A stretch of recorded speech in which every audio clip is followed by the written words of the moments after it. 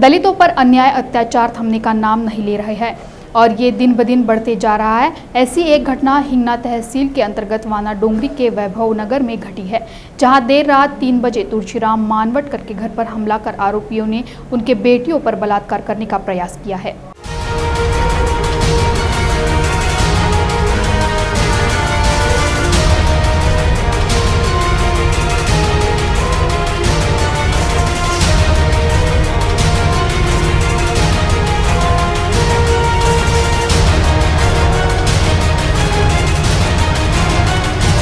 ये घटना नागपुर जिले के हिंगना तहसील के अंतर्गत आने वाले वाना डोंगरी के वैभव नगर की है, जहां मानवटकर परिवार का घर है।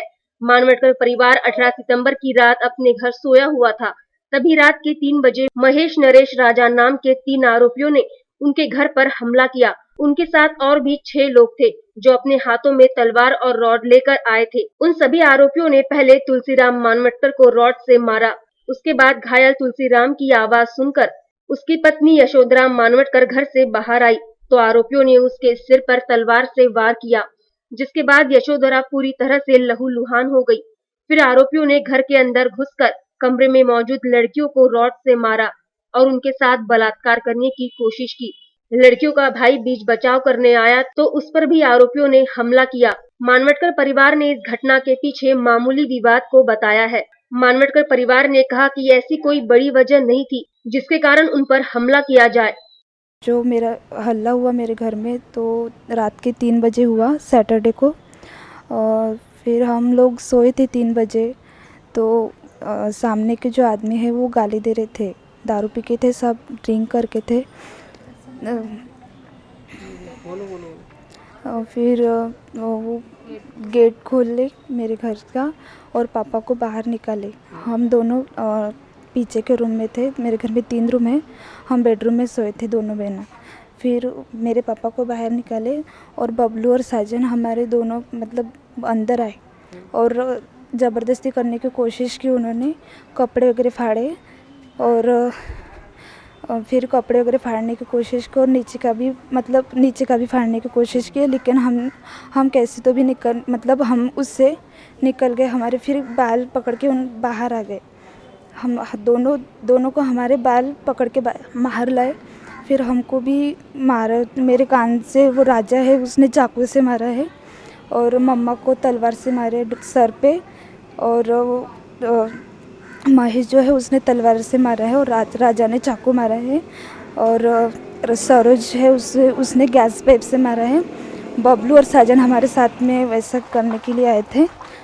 और भगवान हाथीबेट जो है वो फर्ची और वीटा मार के फेंक रहे थे, और नर्मदा है उनको सप्लाई कर रहे थे वीटा और फर्ची, उन्होंने भी मारा है। फिर और सरोज के भी हाथ में गैस पाइप था और गीता के हाथ में डंडा था, फिर पूरा मार। इस घटना की एफआईआर पुलिस स्टेशन में देने के बाद सिर्फ 6 आरोपियों को ही पकड़ा गया और 3 आरोपियों पर अभी तक किसी भी तरह की पुलिस ने कार्रवाई नहीं की है। गड्ढों से परेशान होकर सांगली के शेटफले गांव वासियों ने गड्ढे में खड़े होकर डमरू बजाकर अपना विरोध जताया। इन गांव वालों ने बताया कि जिस गांव को जोड़ने वाली सड़कों की मरम्मत पिछले कई सालों से नहीं की गई है, जिस वजह से सड़कों पर आए दिन हादसे होते रहते हैं।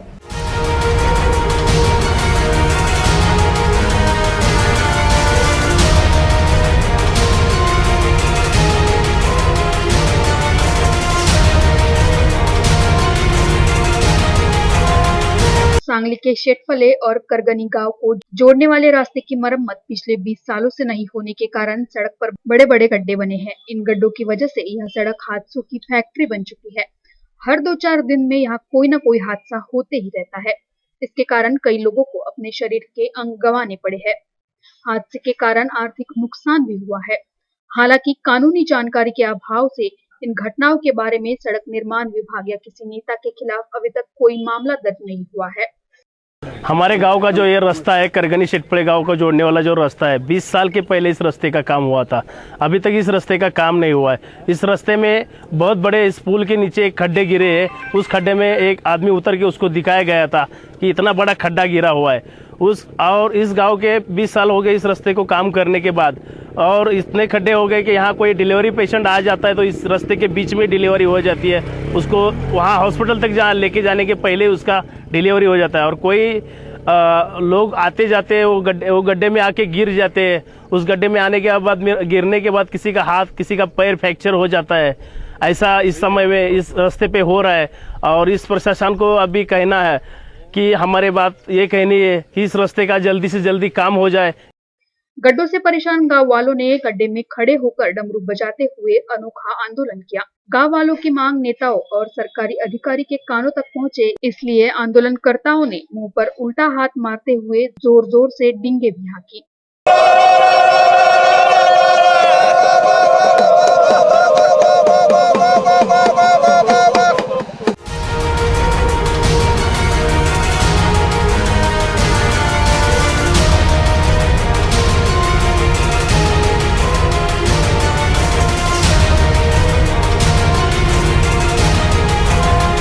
आतंकी हमले में उरी में मारे गए जवानों के परिवारों को सरकार इंसाफ दे, इस मांग को लेकर बुल्ढाना के मोताला में पूर्व सैनिक बहुउद्देशीय संस्था की ओर से रैली निकाली गई। पाकिस्तान के नाम के बैनर जलाकर पूर्व सैनिकों ने अपना रोष व्यक्त किया और तहसीलदार को निवेदन भी दिया।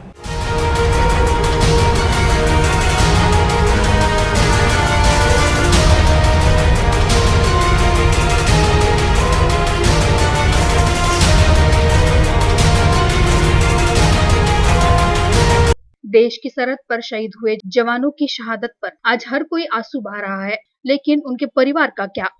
शहीदों के परिवारों को इंसाफ दिलाने के लिए बुल्ढाना जिले के मोताला में पूर्व सैनिक बहुउद्देशीय संस्था सड़कों पर उतर आई है। पूर्व सैनिकों का कहना है कि सरकार सिर्फ सांत्वना देती है, लेकिन शहीदों के परिवार का क्या? पूर्व सैनिकों का कहना है कि वक्त आने पर हम सरहद पर जाकर भी लड़ सकते हैं। पाकिस्तान के खिलाफ सरकार ठोस कदम उठाए, इस मांग को लेकर हाथों में बैनर लेकर रैली निकाली गई और पाकिस्तान के बैनर जलाकर अपना आक्रोश व्यक्त किया। आज या ठिकाणी मोताळा तालुक्याच्या ठिकाणी आम्ही सर्व माजी सैनिकांनी आमच्या उडी काश्मीर येथे हमला केला आमच्या सैनिकावर, त्या निषेधार्थ आम्ही हा मोर्चाचे प्रायोजन या ठिकाणी मोताळा तालुक्याच्या वतीनं माजी सैनिक बहुउद्देशीय संस्थेच्या वतीनं आणि बुलढाणा जिल्ह्याच्या वतीनं आम्ही प्रधानमंत्री माननीय मोदींना सांगू इच्छितो की अनेक परिवार आमचे विधवा झाले आहेत, अनेक लोक आमचे त्या ठिकाणी सैन्याचे सीर काढले आहेत। या अगोदर बी आपण हा अत्याचार कुठपर्यंत सहन करायचा आहे? हा अत्याचार याच्यानंतर आम्ही कुठेही सहन करणार नाही। तात्काळ प्रधानमंत्रींनी आमच्या मोर्चाची नोंद घेऊन लगेच तात्काळ लढाई लावण्यात यावी। आमचं काम पडलं तर आम्ही सर्व गोष्टी या आज रोजी सगळ्या गोष्टी सोडून हातात वेपन घेऊन पूर्ण आम्हाला सैन्याचा अनुभव आहे। इस दौरान पूर्व सैनिकों ने तहसीलदार को निवेदन दिया और इस मांगों पर ध्यान देने की बात कही।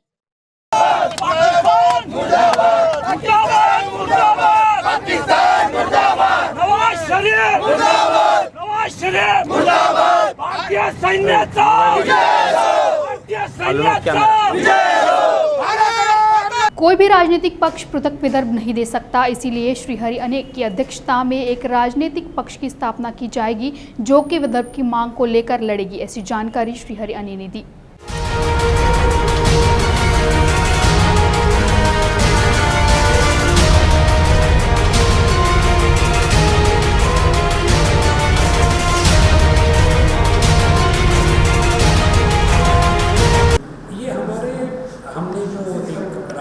पक्ष बनाने का विचार ठाना है, जिसे हम वीरा कहते हैं, विदर्भ राज्य आघाड़ी। उनके 11 जिलों के हमारे जो प्रमुख ऑफिस बेयरर्स हैं उनको बुलाया है और उनके साथ सिर्फ डिस्ट्रिक्ट ऑफिस बेयरर्स नहीं, तहसील लेवल में की जो है वो भी यहाँ आए हैं। उनको संबोधित करके अपने को ये आने वाली जो लोकल बॉडी इलेक्शंस है उसमें किस तरीके से पार्टिसिपेट करना, इसका विचार आगे लेके चलने के लिए ये मीटिंग बुलाई गई है। नगर पालिका ने हम पंचायत समिति ग्राम पंचायत लेवल तक भी विचार करेंगे, जहाँ कहाँ हमें दिखेगा कि विदर्भ की उपलब्धि है, विदर्भ के लिए कोई गुंजाइश है, वहाँ में विदर्भ के नाम पे चुनाव लड़ने के लिए हमारे लड़के खड़े हो जाएंगे और वो चुनाव का विचार करेंगे। ये सिर्फ विदर्भ से लिमिटेड पार्टी है, इसका पूरे महाराष्ट्र से कोई संबंध नहीं। हमने विदर्भ राज्य मिलाने के लिए ये समझा है कि ऐसा राज्य मिलाने के लिए सिर्फ आंदोलन से नहीं होगा, पॉलिटिकल प्रोसेस में से जाना जरूरी है, और वो प्रोसेस में जाने के लिए हमने ये पार्टी का बनाने का विचार किया। मैं आंदोलन से सहमत हूँ। उन्होंने जो उन पर जो बीती है उसके बारे में उन्होंने जो आवाज़ उठाई है ये सही है, ये आवाज़ उठनी चाहिए। कभी भी किसी पर भी ऐसा अत्याचार नहीं होना चाहिए, और यदि हुआ तो उसको किसी ने सहन नहीं करना चाहिए, वो आवाज़ उठनी चाहिए। रही बात एट्रॉसिटीज एक्ट की, ये कानून इसलिए बना कि एक समाज का बहुत दलित पीड़ित वर्ग है जिसे इस कानून के बिना सपोर्ट नहीं मिल सकता, उन्हें जिंदा रहने के लिए भी ये कानून की गरज होती है। अब ऐसी स्थिति में मेरा विचार है कि यदि कानून का गलत उपयोग हो रहा है, गलत तरीके से कानून का रवैया है, तो उसे बदलने के लिए जो कुछ करना चाहिए उसका विचार जरूर करना चाहिए। कि कानून में बदल लाना है तो वो कानून के अनुसार ही बदल। नागपुर में शनिवार को विदर्भ राज्य आघाड़ी की ओर से राज्य स्तरीय कार्यकर्ता सम्मेलन का आयोजन किया गया, जिसमें प्रमुख वक्ता के रूप में श्रीहरि अने प्रमुख रूप से उपस्थित थे। इस दौरान उन्होंने उपस्थित कार्यकर्ताओं को मार्गदर्शन कर विदर्भ के मुद्दों पर अपना रुख स्पष्ट किया।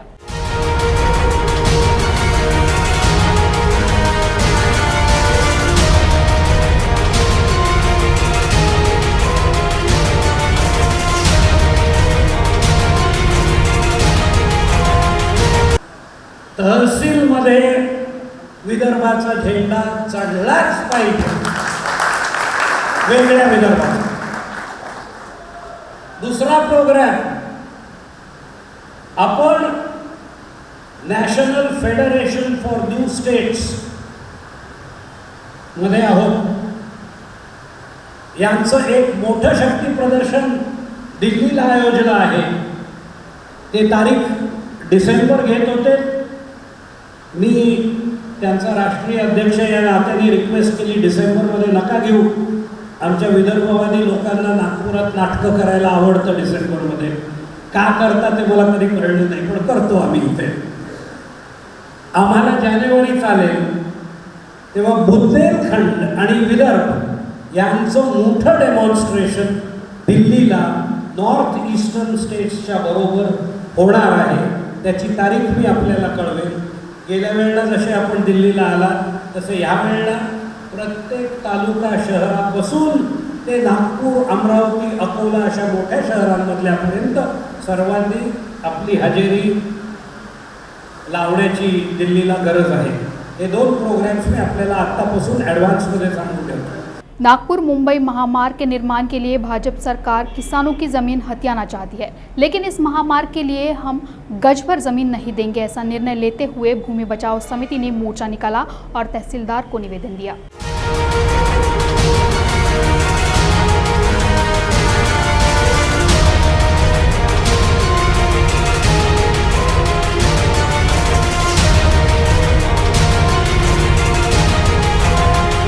वाशिम कारंजा में भूमि बचाओ समिति ने किसानों की हितों की रक्षा करते हुए भाजपा सरकार के परियोजना के खिलाफ आवाज उठाते हुए मोर्चा निकाला।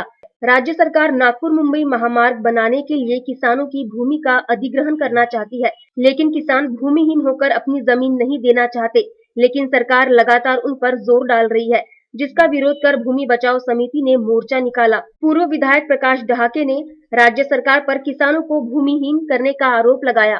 70% लोकांची सहमती मला नाही वाटत या प्रकल्पासाठी शासनाला मिळू शकेल, कारण याची सुरुवातच शासनानं फसगतीनं केली।